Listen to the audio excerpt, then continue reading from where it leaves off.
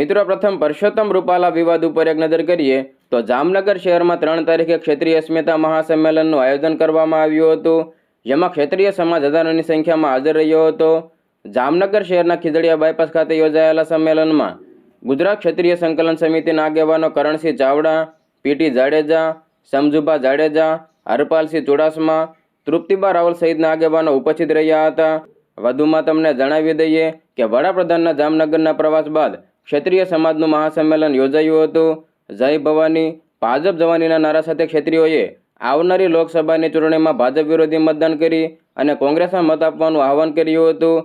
વડાપ્રધાન નરેન્દ્ર મોદી જામનગરમાં જામ સાહેબની મુલાકાતે ગયા, તે સંદર્ભે ક્ષેત્રીય સમાજે જામ સાહેબને રામ રામ કરી દીધા છે. દિવાળી તેમજ નવા વર્ષના તહેવારે જામ સાહેબને રામ રામ ન કરવાની પ્રતિજ્ઞા ક્ષેત્રીય સમાજે લીધી છે. સંમેલન સંબોધન કરનાર આગેવાનોએ વારંવાર જામનગરમાં આવેલી રિલાયન્સ કંપની અને તેના અગ્રણીનો ઉલ્લેખ કર્યો હતો. જામનગરમાં યોજાયેલા પીએમ મોદીની સભામાં કોઈ ખાનગી કંપનીના કર્મચારીઓએ આવીને ખુરશીઓ ભરાઈ હોવાનો આક્ષેપ ક્ષેત્રીય સંકલન સમિતિના હોદ્દેદારો દ્વારા કરવામાં આવ્યા છે. 2 દિવસ પૂર્વે ધ્રોલ ખાતે મળેલા ક્ષેત્રીય સમાજની મિટિંગના ભાજપના ઉમેદવારનો વિરોધ ન કરવાની જાહેરાત કરનાર લોકો ભાજપૂતો હોવાનું કહ્યું, તેમજ ત્યાંના સરપંચોને ખોટું બોલીને વિશ્વાસમાં લીધા વિના આ પ્રકારની જાહેરાત કરાઈ હોવાનું પણ સંમેલનના ભાષણમાં આગેવાનોએ ઉલ્લેખ કર્યો હતો. મોદી સાહેબને કહેવા માંગુ છું કે જામ સાહેબ બાપુએ પાઘડી પહેરાવી છે ને અત્યાર સુધી અમારી બહેનો દીકરીઓની અસ્મિતાને સવાલ હતો. અમારા પગ ઉપર દાગ લાગ્યો છે, એ તમે મિટાવી નથી શક્યા, પણ હવે અમારા બાપુએ તમને પાઘડી પહેરાવી છે તો એકવાર ભવિષ્યમાં કોઈ નેતા બહેનો દીકરીઓ અંગે ટિપ્પણી ન કરે ત્યારે માથે પાઘડી પહેરી છે ને તેનું એકવાર ઋણ ઉતારજો. આ ઉપરાંત પરસોત્તમ રૂપાલાના વિવાદ મામલે જામનગર કિસાન મોરચાના ઉપપ્રમુખે પણ ભાજપમાંથી રાજીનામું આપી દીધું છે. કિસાન મોરચાના ઉપપ્રમુખ એવા સુરપાલસિંહે ભાજપમાંથી રાજીનામું આપ્યું છે. ક્ષેત્રીય સમાજના મંચ પરથી સુરપાલસિંહે ભાજપમાંથી રાજીનામું આપી દીધું હતું. હવે મિત્રો આગળ વાત કરીએ તો ગુજરાતમાં લોકસભાની ચૂંટણી 2024 માટે ત્રીજા તબક્કામાં 7 મેના રોજ મતદાન થવાનું છે. રાજ્યમાં રાજકોટના ભાજપના ઉમેદવાર એવા પરસોત્તમ રૂપાલાએ ક્ષેત્રીય સમાજ અંગે કરેલી ટિપ્પણીનો વિરોધ શાંત થવાનું નામ નથી લેતો. ત્યાં બીજું એક વિવાદાસ્પદ નિવેદન સામે આવ્યું છે. મિત્રો, કેન્દ્રીય નેતાની ટિપ્પણી બાદ હવે રાજ્ય નાણામંત્રીની કોળી સમાજને લઈને કરવામાં આવેલી ટિપ્પણીનો વિરોધ હાલ ચાલુ થઈ ગયો છે. મિત્રો, નાણામંત્રી કનુ દેસાઈએ કોળી સમાજને લઈને ટિપ્પણી કરી હતી, જેનો હાલ વિરોધ થઈ રહ્યો છે.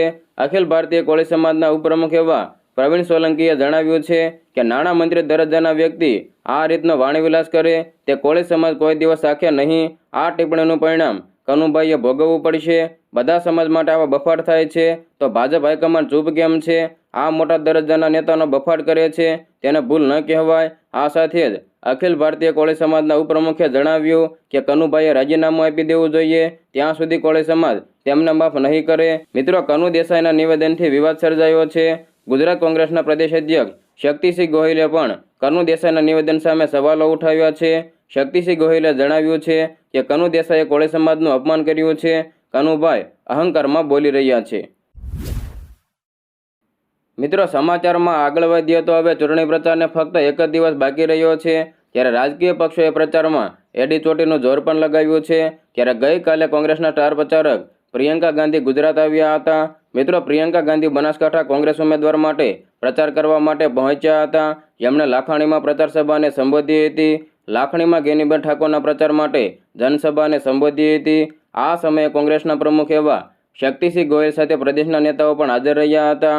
જનસભાને સંબોધતા પ્રિયંકા ગાંધીએ જણાવ્યું કે સંવિધાનથી તમને અધિકાર મળે છે, સૌથી મોટો અધિકાર છે તમે વોટ આપી શકો છો. આ અધિકાર તમામને મળ્યો છે, બધાનો સમાન અધિકાર છે. અનામત પણ સંવિધાને આપ્યું છે.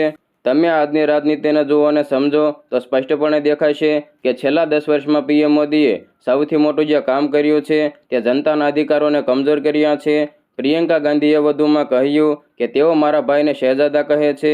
આ શહેજાદા 4 કિમી પગપાળા ચાલ્યા છે.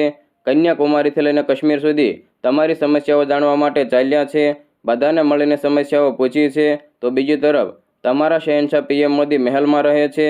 તેઓ ટીવીમાં તેમનો ચહેરો જોયો હશે, એકદમ સાફ, સફેદ કુર્તો, ધોલનો એક ડાઘ પણ નહીં, એક વાળ આમથી તેમ નહીં. તે કેવી રીતે સમસ્યા તમારી મજૂરી અને ખેતી ક્ષેત્રીય આંદોલનનો મુદ્દો ઉઠાવતા પ્રિયંકા ગાંધીએ વધુમાં જણાવ્યું કે અહીં રાજપૂત સમાજની મહિલાઓનું કેટલું અપમાન કરવામાં આવ્યું, પીએમ મોદીએ શું કર્યું, શું તે ઉમેદવારને હટાવવામાં આવ્યા. તમારી માંગ હતી કે તેમને હટાવવામાં આવે, તમને અપમાનિત કર્યા. પીએમ મોદીએ તમારી વાત સાંભળી. અમને મોકો મળ્યો તો અમે આવું અપમાન નહીં થવા દઈએ. જ્યાં જ્યાં મહિલાઓનું અપમાન થયું ત્યાં તેમની સરકાર તમારા પક્ષમાં રહી નથી. આ સાથે કોંગ્રેસ યુવા, મહિલાઓ, વિદ્યાર્થીઓ, ખેડૂતો વિશે શું શું કરશે તે અંગે પણ તેમણે જાણકારી આપી હતી. 10 વર્ષમાં 14થી વધારે પેપર લીક થયા છે. ભાજપ સરકારમાં 30 લાખ રોજગારોના પદ કેન્દ્રમાં ખાલી છે. તમને કોઈ સ્થાયી રોજગારી મળતી નથી. દેશની બધી મોટી વસ્તુઓ જેનાથી તમને સુવિધા અને રોજગાર મળતો હતો તે બધું તેમના અબજોપતિ મિત્રોને આપી દીધું છે. તેમની નીતિઓ માટે મોટા મોટા અબજોપતિઓ માટે બની રહી છે. દરેક સ્તર ઉપર આ થઈ રહ્યું છે. નાના મધ્ય ઉદ્યોગથી પણ રોજગારી મળતી હતી તેને એવા સંકટમાં નાખી દીધા છે કે તેમની કમર તૂટી ગઈ. આજે દેશમાં 70 કરોડ યુવાનો બેરોજગારો છે. તમે પૂછો છો કે 70 વર્ષમાં શું કર્યું? હું પૂછું છું કે તમે 10 વર્ષમાં શું કર્યું? ભારતની ચૂંટણીમાં પાકિસ્તાનની વાત થાય છે. હવે મિત્રો આગળ વાત કરીએ તો અરવિંદર સિંહ લવલી દિલ્હી કોંગ્રેસ પ્રદેશ અધ્યક્ષ પદ છોડ્યા બાદ ફરી એકવાર ભાજપમાં જોડાઈ ગયા છે. થોડા દિવસ પહેલા દિલ્હી કોંગ્રેસના પ્રમુખ પદેથી રાજીનામું આપ્યું હતું. તેમણે કહ્યું હતું કે પૂર્વ ધારાસભ્યો દિલ્હીમાં આપ અને કોંગ્રેસ વચ્ચેના ગઠબંધનથી નારાજ છે. કોંગ્રેસના પૂર્વ પ્રદેશ અધ્યક્ષ અનિલ ચૌધરીએ લવલી ઉપર ભાજપને ફાયદો કરાવવા માટે લોકસભાની ચૂંટણી પહેલા ષડયંત્ર રચવાનો આરોપ લગાવ્યો હતો. મિત્રો, ચૌધરીએ કહ્યું હતું કે લવલીએ રાજીનામું આપવા માટે જે સમય પસંદ કર્યો તે ખૂબ જ ખોટો હતો. ચૌધરીએ વધુમાં કહ્યું કે મને લાગે છે કે લવલી પાર્ટીને એવા વળાંક ઉપર લઈ આવી છે કે તેનું રાજીનામું સ્વીકારવું પડ્યું. તેમને અનુશાસનિયત વટાવી દીધી છે. મિત્રો, અરવિંદર સિંહ લવલીએ કહ્યું કે જ્યારે 5 મહિના પહેલાં હાથ જોડીને બહાર ફેંકવામાં આવેલા કાર્યકરો મને પ્રશ્નો પૂછે છે ત્યારે તારી પાસે તેનો જવાબ નથી. મેં પાર્ટીના કોઈ નેતા સામે કોઈ વાંધો ઉઠાવ્યો નથી તેમજ મેં મારા પક્ષની કોઈ નીતિ વિરુદ્ધ કોઈ નિવેદન આપ્યું નથી.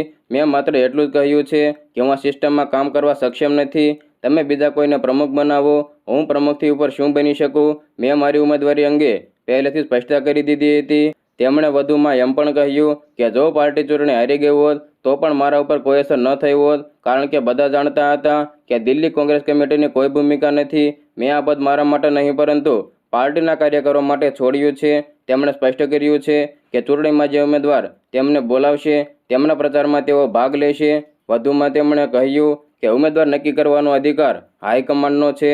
પ્રદેશ પ્રમુખ બનવાનો અર્થ એ નથી કે પ્રદેશ પ્રમુખ નક્કી કરશે કે કોણ ચૂંટણી લડશે અને કોણ નહીં લડે. હા, પ્રદેશ પ્રમુખ હોવાના નાતે તેઓ ચોક્કસપણે કાર્યકરોની લાગણીને આગળ ધપાવે છે અને મેં મારા પત્ર દ્વારા તેમને રજૂ કર્યા છે. ઉમેદવારની પસંદગીનો નિર્ણય ચોક્કસપણે હાઈકમાન્ડ દ્વારા લેવામાં આવે છે, પરંતુ એઆઈસીસીની ગરિમા એવી હોવી જોઈએ કે પીસીસીને ઔપચારિક જાહેરાત પહેલાં ઉમેદવાર વિશે જાણ કરવામાં આવે. મિત્રો, સમાચારમાં આગળ વધીએ તો ગઈકાલે પીએમ મોદીએ ઝારખંડના પલામુ અને લોહરદગામાં ચૂંટણી રેલીને સંબોધિત કરી હતી. આ દરમિયાન પીએમ મોદીએ કોંગ્રેસ અને ઝારખંડ મુક્તિ મોરચા ઉપર આકરા પ્રહારો કર્યા હતા. મિત્રો, પીએમ મોદીએ જણાવ્યું હતું કે તમારા લોકોનો ઉત્સાહ જોઈને એવું લાગે છે કે તમે જેએમએમ અને કોંગ્રેસને ધોળા દિવસે તારા બતાવી દીધા છે. 2014માં તમારા વોટે એવું કામ કર્યું કે આખી દુનિયા ભારતની લોકશાહીની તાકાતને સલામ કરવા લાગી. પીએમ મોદીએ વધુમાં કહ્યું કે 500 વર્ષથી આપણી કેટલી બેન દીકરીઓ સંઘર્ષ કરતી હતી, લાખો લોકો શહીદ થઈ રહ્યા હતા. કદાચ દુનિયામાં આટલો બધો લાંબો સંઘર્ષ ક્યાંય નહીં થયો હોય જે અયોધ્યામાં થયો. તમારા એક વોટની તાકાતથી આજે રામ મંદિર બની ગયું છે. વધુમાં તેમણે જણાવ્યું કે કોંગ્રેસ મોદીના આંસુમાં પોતાની ખુશી જુએ છે. હતાશ અને નિરાશ કોંગ્રેસને મોદીના આંસુ ગમે છે. જેમણે ગરીબી જોઈ નથી તે મારા આંસુની કિંમત, તેનો અર્થ જાણતા નથી. આ આંસુ જેમણે ગરીબી જોઈ છે, દુઃખમાં જીવન વિતાવ્યું છે તે જ સમજી શકે છે. પીએમ મોદીએ વધુમાં કહ્યું કે હું પદ, પ્રતિષ્ઠા, સુખ અને સમૃદ્ધિથી દૂર છું. હું ગરીબીનું જીવન જીવીને અહીં આવ્યો છું. વધુમાં પીએમ મોદીએ ઉમેર્યું કે જેએમએમ કોંગ્રેસના નેતાઓએ ભ્રષ્ટાચાર દ્વારા અપાર સંપત્તિ બનાવી છે. સંપત્તિ હોય, રાજનીતિ હોય, બધું તેઓ પોતપોતાના બાળકો માટે ભેગું કરી રહ્યા છે. આ લોકો તેમના વારસદારો માટે વારસામાં કાળી કમાણી છોડીને જવાના છે, પરંતુ મોદી મોજ માટે નહીં પરંતુ મિશન માટે આવ્યા છે. દેશના બાળકો જ મારા આપણા વારસદાર છે. મિત્રો, પીએમ મોદીએ વધુમાં કહ્યું કે તમારા એક વોટની તાકાતથી જમ્મુ કાશ્મીરમાં કલમ 370ની દિવાલને જમીનમાં ધરબી દીધી. ઝારખંડ, છત્તીસગઢ, ઓડિશા, બિહાર, આંધ્રપ્રદેશમાં પશુપતિથી તિરુપતિ સુધી નક્સલવાદી જે રીતે આતંક ફેલાવીને અહીંની જમીને લોહીનોણ કરી જતા હતા, પરંતુ તમારા એક મતે અહીંની ધરતીને નક્સલવાદી આતંકવાદથી મુક્તિ આપી. મિત્રો, કોંગ્રેસના સમયમાં અહીં બોમ્બ ફૂટતા હતા. દિલ્હી સરકાર પાકિસ્તાનને લવ લેટર મોકલતી હતી, કંઈક આશા રાખતી હતી, પરંતુ જેટલા લેટર પાકિસ્તાન જતા હતા ત્યાંથી એટલા આતંકવાદીઓ મોકલતા હતા અને દેશમાં લોહીની હોળી રમાતી હતી. તમારા એક વોટે મારામાં એટલી તાકાત ભરી દીધી કે મેં આવતા જ કહી દીધું હતું કે હવે આ નહીં ચાલે. નવું ભારત રોદણા નથી રોતું, ઘરમાં ઘૂસીને મારી આવે છે. સર્જિકલ સ્ટ્રાઇકના તમાચાએ પાકિસ્તાનને ખોખલું કરી દીધું હતું. એક સમય એવો હતો જ્યારે આતંકવાદી હુમલા થયા બાદ કોંગ્રેસની ડરપોક સરકાર દુનિયાભરમાં જઈને રોતી હતી, પરંતુ આજે સ્થિતિ એવી છે કે પાકિસ્તાન આખી દુનિયા સામે રોવે છે.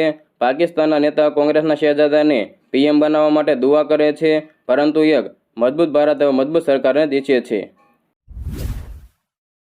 હવે મિત્રો આગળ વાત કરીએ તો ભાજપના ક્ષેત્રીય નેતા જયરાજસિંહ જાડેજા ફરી એકવાર મેદાનમાં આવ્યા છે.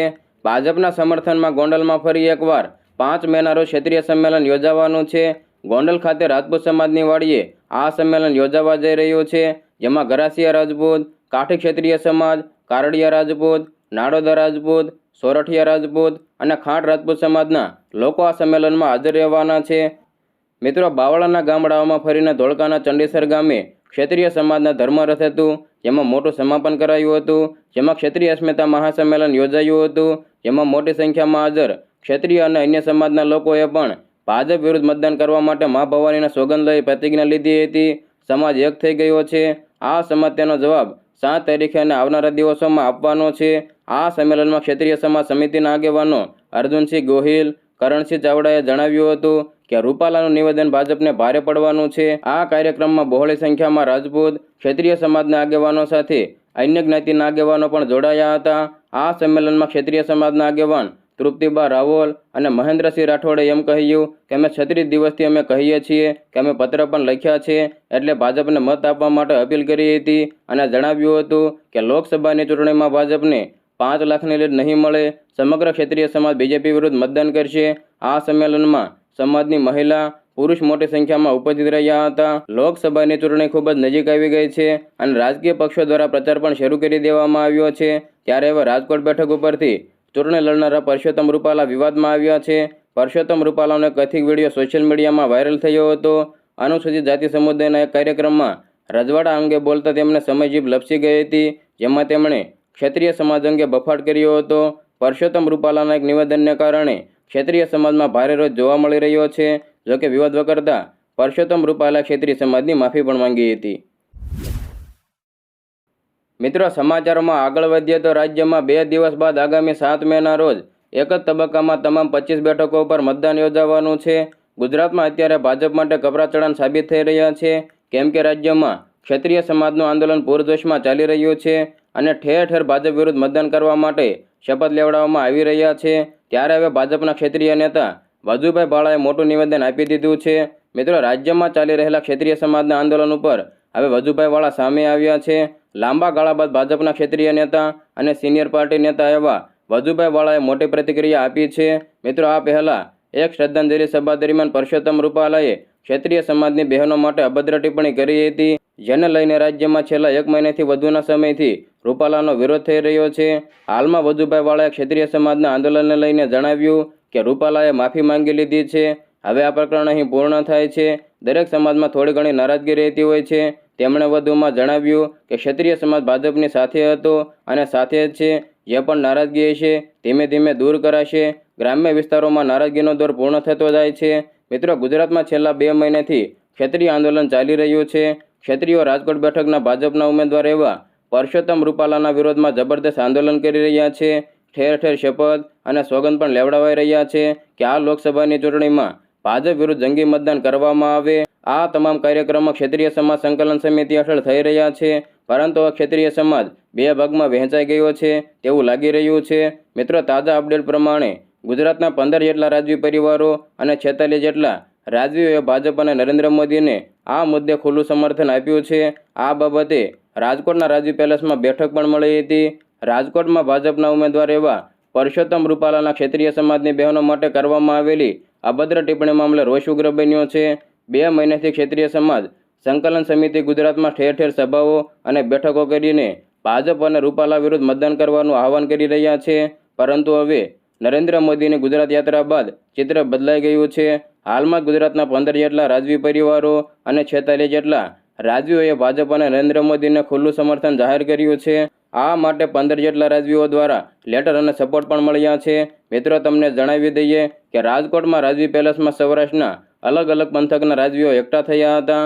જેમાં રાજવી માંધાતાસિંહ જાડેજા, જસદણના રાજવી સત્યરાજસિંહ કુમાર ખાચર, પાળિયાદના ભૈલુ બાપુ, ચોટીલા સ્ટેટ મહાવીરભાઈ ખાચર સહિતના ક્ષેત્રીય આગેવાનો ઉપસ્થિત રહ્યા હતા. રાજકોટના રાજવી, કચ્છના મહારાણી, ભાજપના રાજવી, ગોંડલ સ્ટેટ, દાતા સ્ટેટ સહિતના રાજવીઓએ ભાજપ અને નરેન્દ્ર મોદીના સમર્થનમાં આવ્યા છે. આ તમામે ભાજપ અને નરેન્દ્ર મોદીને ખુલ્લું સમર્થન પણ આપ્યું છે. લગભગ 15 જેટલા રાજવીઓએ લેટર સાથે પોતાનું સમર્થન જાહેર કર્યું છે.